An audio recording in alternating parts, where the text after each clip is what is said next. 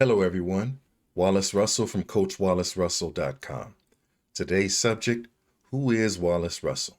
So, there are two caveats before I tell my story.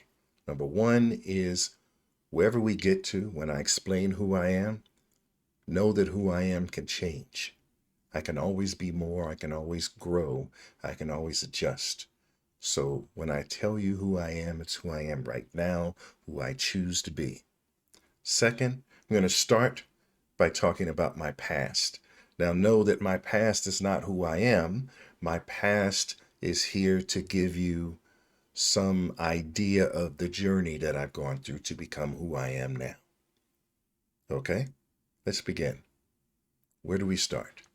I was raised in Compton, California, graduated from Compton High, the oldest of six children, and I graduated early and went to college on a combination of scholarships and grants.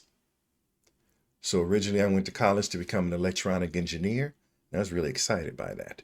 But I found out that either I didn't have what it takes or I wasn't willing to do what I needed to do. Either way, my grades began to, well, what happens when you're not doing well?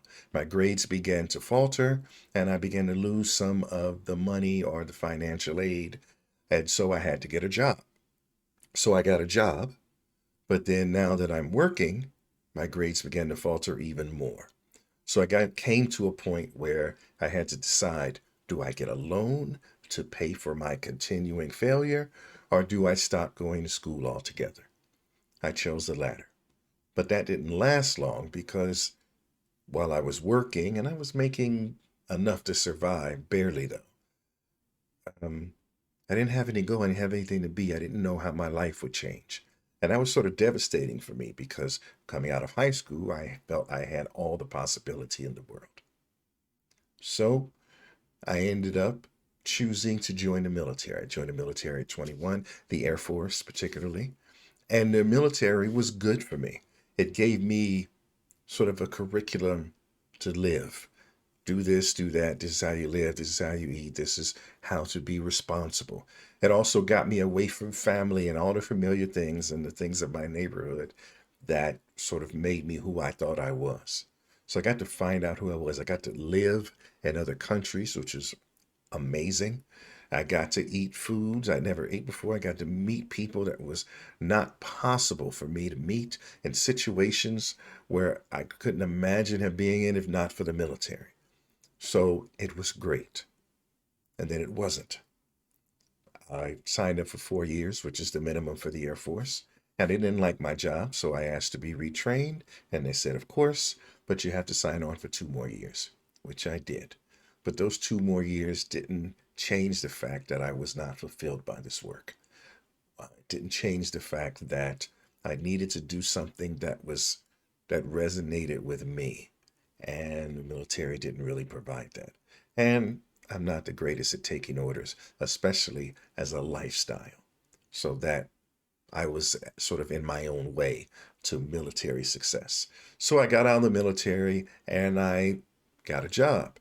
I found jobs at a lot of smaller places. They didn't pay as well, but they didn't require me to have as much experience, and they needed someone who could change as the job changes, and that was me all over. So I got a series of jobs doing a lot of different things in a lot of different industries. And I would stay there for a year or two and then move on to something else. But I also went back to school because another thing the military did for me was gave me a sense of getting things done, a sense of controlling myself, a sense of having my life in order. And having that, school became easy. Not easy that I didn't have to calculate and work things out, but I wasn't fighting myself anymore. I wasn't in my own way. And I knew I could survive it and I knew I could do well.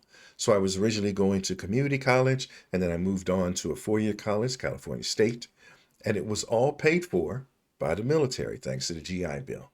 So I got my degree, and while I was going after that, trying to figure out who I was going to be, I decided I wanted to be a teacher. And the reason I wanted to be a teacher is because I had a teacher, I think the eighth or ninth grade, that was amazing. I can't even imagine that teachers could be like that. He would stop teaching and start talking about life, talking about things that seem to matter to me, and answering questions that teachers don't normally seem to answer. And it was amazing for me, sort of transformative. And so I wanted to be that teacher, and I wanted to be that teacher in Compton because I wanted to give back to my community. I couldn't get a job at Compton High. There was not one available, but I was able to get a job in the district, and it was kind of terrible. I didn't have all the resources to do my job. I was very new at it to begin with, and it was very challenging. But being there for the students was amazing. So I left after the first year to Long Beach Unified School District, which is, I guess, down the ways a bit. And it was much better, at least for me. And I found sort of a home at a high school that worked for me. And I got to be the teacher that I wanted to be. Now, teaching was hard, but it was fulfilling. In fact, it was fulfilling in a way that I had never been fulfilled before, being there for the kids. But at the same time, the work was excruciating. There were long hours, 12-hour days, sometimes longer. Think about it, I had 150 students. If I graded one paper a day from each student, that's 150 papers to grade, not counting planning lessons, setting lessons up, calling parents. It was excruciating. But the conversations with the kids was amazing. But after a while, what I needed to do to be a successful teacher was not necessarily what was best for the kids. And what I mean by success is what the district sort of designs as to what I need to do. So I took a year off, came back, and for me it was worse. So I stopped. And then I was at a loss as I didn't know what I wanted to be. So I went corporate for a while. By the way, while I was teaching and going to school, I also got a master's degree in education because I had to continue my education. Teaching requires that you always be continuing your education. So I attained my master's degree. I went out to the corporate world, and the corporate world paid me better, but it didn't really give me anything for my heart, for my spirit. But I didn't know what else to do. So I got a corporate job, a series of corporate jobs, and sort of settled in. And after a few years, I looked at my life and the trajectory I was heading, and I didn't like it. It seemed like it was really working really hard to have minor changes and minor growth. And I needed to get out of all of it. It was too familiar. It was too whatever. But I didn't know what change to make. So I decided to make a change, and I sat down with my plan. So what do you want? What would change look like? What would be better for you? And I decided I need to leave California, move into a new city, but a city where I could do well. Needed to be a big city, but also need to have the kind of work that I was already good at so that I could continue to make a similar amount of money. And that worked. I moved to Texas. The cost of living in Texas was so low, I right away had more money, hundreds of dollars more every month that I didn't have to do anything with. I got a house, the biggest house I've ever had. It's a lot to clean. I wouldn't recommend it. But I did all these things that I thought it was what I was supposed to do. And then a few years later, it didn't. I realized that I needed to do something more, something that was more about who I was. And corporate life does not really allow that. So I needed to make a plan. So what I did is I reached out to my resources, my people that I trust, people that I can go to when I'm having existential challenges. And they had me look back at my life and who I've always been. And I realized that who I've always been was someone who helped people on their path. I was like that in the military. I was like that in my small jobs. I was like that even in the corporate jobs, even when I wasn't supposed to be. But I realized that that resonated with me. So I said, okay, what job is that? Where is it that you help people become their best selves?